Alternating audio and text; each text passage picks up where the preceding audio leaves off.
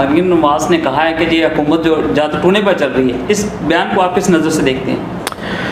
देखिए, मेरी मरियम के हवाले से राय ये है आसिफ साहब के, मरियम जो हैं वो सियासत को इंटेलेक्चुअली इतना लो लेवल पर ले आई हैं कि पाकिस्तान में इसकी मिसाल नहीं मिलती। यानी खुद उनके वालिद भी इस सतह पर नहीं लेकर आए थे सियासत को जिस सतह पर मरियम ले आई हैं।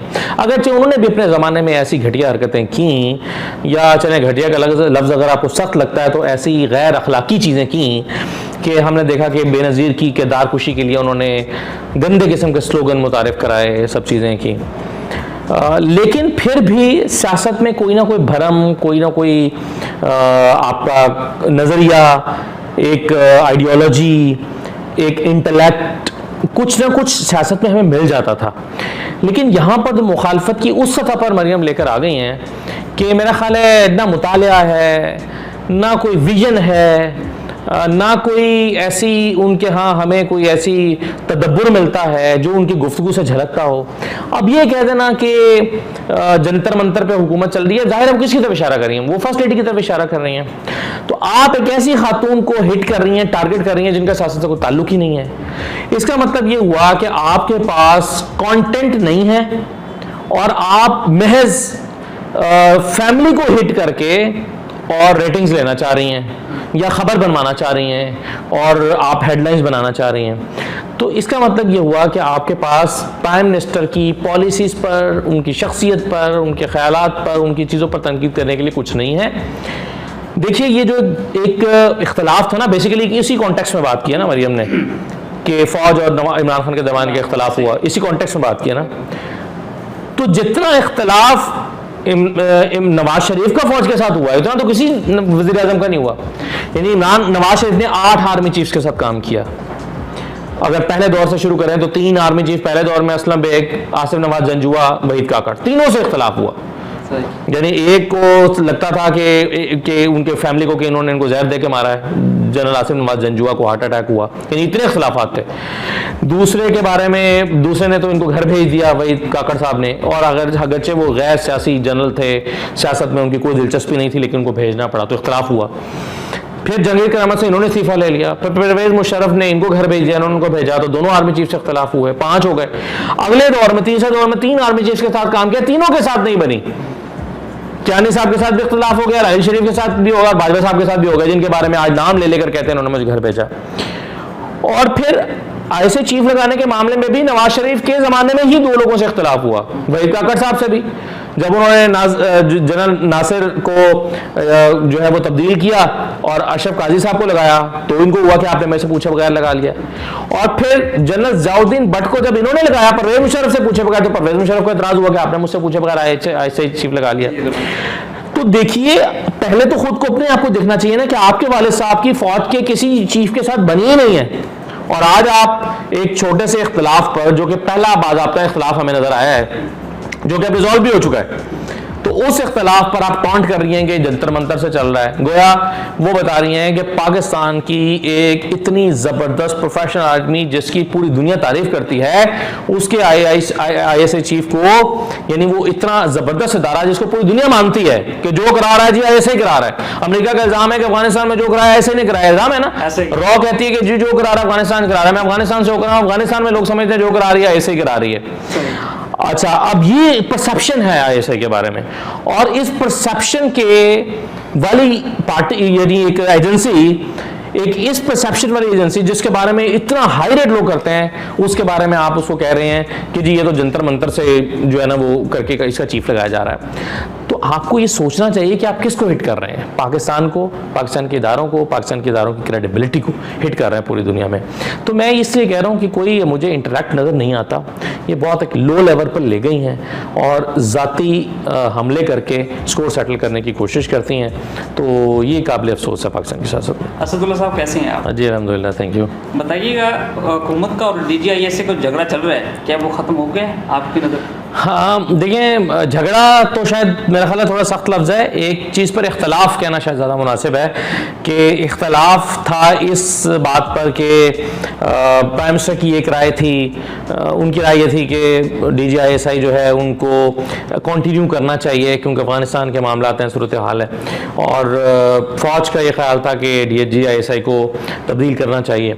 तो ये मेरा ख्याल है इख्तलाफ राय था। इस पर गुज़श्ता रोज़ फवाद चौधरी साहब ने बैठ कर और जिस तरह उन्होंने बताया कि तमाम चीज़ें जो है वो इस पर मुज़ाकरात हो गए, लेकिन ये जो सवाल है ना कि ख़त्म हुआ है या नहीं हुआ, मेरा ख्याल है इस सवाल का जवाब तब तक नहीं मिल सकता जब तक कि प्राइम मिनिस्टर दस्तखत नहीं कर देते, क्योंकि इसमें देखने का नुक्ता ये है कि अब 3 नाम कौन से जाते हैं प्राइम मिनिस्टर को, जो अभी तक खबरें आ रही हैं कि एक समरी चली गई है लेकिन नाम सामने हमारे नहीं आए। उन 3 नामों में क्या जो इनको आर्मी ने या फौज ने लगाया था, जो ISPR की प्रेस रिलीज हमारे पास आई थी, यानी मेजर जनरल नदीम अंजुम की मैं बात कर रहा हूँ, क्या उनका नाम भी इसमें शामिल होता है? मोस्ट प्रोबेबली शामिल होगा। और क्या प्राइम मिनिस्टर इसी नाम पर इत्तफाक करते हैं जो रिकमेंडेड है फौज का? तो अगर वही करते हैं तो इसका मतलब है कोई झगड़ा नहीं है और मुज़ाकरात कामयाब हो चुके हैं। और अगर कुछ और कोई दूसरा नाम आता है उससे मुख्तलिफ आ जाता है, यानी बाकी जो 3 नाम आते हैं उनमें से कोई और नाम प्राइम मिनिस्टर उस पर दस्तखत करते हैं, तो फिर मेरा ख्याल है एक तनाव की कैफियत शायद बरकरार रहे आने वाले दिनों में। तो मेरा ख्याल है ये जो इख्तलाफ था, वैसे मुझे लगता ये है या मेरा तज्ज़िया इसमें यही है कि मोस्ट प्रोबेबली 3 नाम गए हैं, अब ये रस्मी कार्रवाई हो रही है और वो नाम जिसको फौज ने पहले लगाना चाहा उसी पर मोस्ट प्रोबेबली इमरान खान साहब जो है वो, ये क्योंकि एक बहुत तवील नशस्त हुई है तो ये हो नहीं सकता कि उस तवील नशस्त में ये चीज़ें सारी डिटेल्स तय ना पाई हों, तय पा गई होंगी मेरा ख्याल है, और चीज़ें अब सिमट रही हैं। नैब के अंदर जो ऑर्डिनेंस लेकर आई है गवर्नमेंट, तो उसमें इत्साब के अमल में फ़ायदा होगा या नुकसान होगा, इसको कैसे देखते हैं आप? देखिए, जो एहतसाब का अमल है ना जी, ये बहुत मुतासिर होगा मेरे ख्याल में इस नए ऑर्डिनेंस के आने के बाद। उसकी वजह यह है कि मैंने इस पर वीलॉग भी किया था कि नैब के 2 दांत थे, दोनों निकाल दिए गए। एक दांत था नॉन बेलेबल का और एक था 90 डेज़ वाला। अब नैब ने 90 दिन के लिए हिरासत में रख सकती है और ना ही नॉन बेलेबल की ऑप्शन उसके पास मौजूद है, यानी अब कोई शख्स जो है वो जाकर अगले ही दिन नैब के जज से अपनी ज़मानत ले सकता है। और इसके अलावा अगर आप इसमें बहुत सारी चीज़ें देखें तो नैब के हाथ पांव काट दिए गए हैं इस ऑर्डिनेंस में और बहुत उसको कमज़ोर इदारा बना दिया गया, उसके इख्तियारात ले लिए गए, इख्तियारात छीन लिए गए। तो इस सब के नतीजे में जो एहतसाब का अमल है वो शदीद मुतासिर होगा। पहले ही तासुर यह है कि नैब की कारकर्दगी कोई नहीं है, नैब कुछ कर नहीं सकी, पहले ही ये तासुर है। और ये तासुर इस वजह से कि अदालतों में भी कुछ साबित नहीं हो सका। तो जब अदालतों में कुछ साबित नहीं हुआ और शहबाज शरीफ के केसेस का कुछ पता नहीं है कि मुस्तकबिल में वो किधर को जा रहे हैं, उनका क्या नतीजा निकलेगा, कुछ आइडिया नहीं है।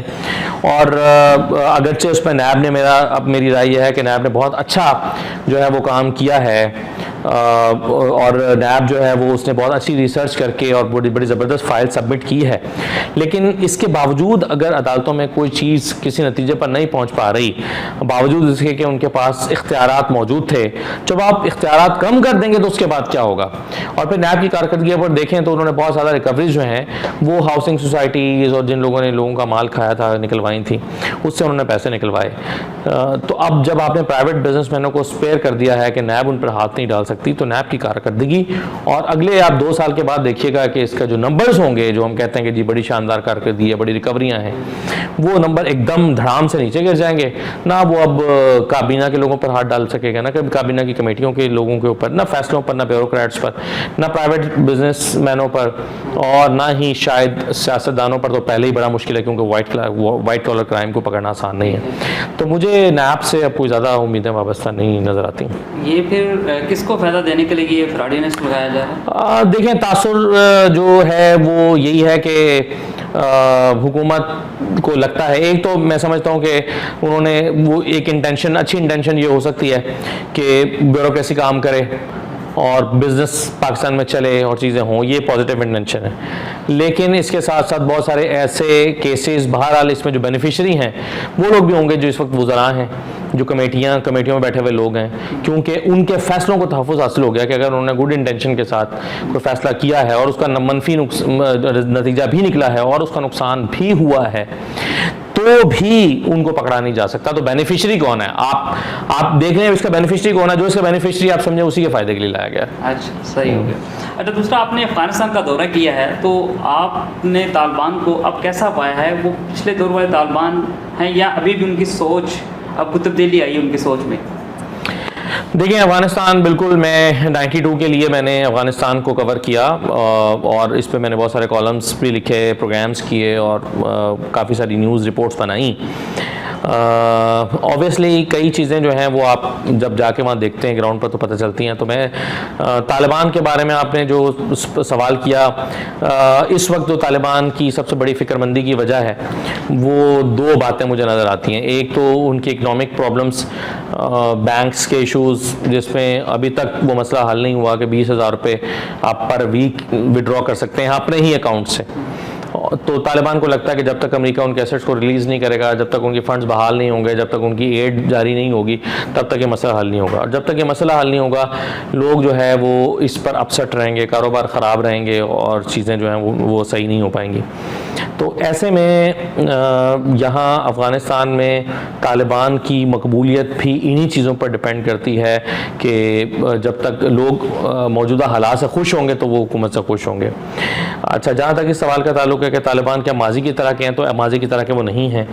माजी में थोड़ा रिजिड थे, ख़वातीन की तालीम के हवाले से बड़ा सख्त मौक़िफ़ था। तो कई ज़िलों में और कई सूबों में बल्कि ख़वातीन के कॉलेजेस खुलना शुरू हो गए हैं, ख़वातीन जा रही हैं। अब वो कहते हैं कि हम अलाउ करेंगे, हम सिर्फ एक मैकेनिज़्म बना रहे हैं और आहिस्ता आहिस्ता वो होना शुरू हो जाएगा। कई स्कूल जब मैं वहाँ था तो तभी खुल गए थे, यूनिवर्सिटियाँ खुलना शुरू हो गई थी, प्राइवेट इदारे खुलना शुरू हो गए थे।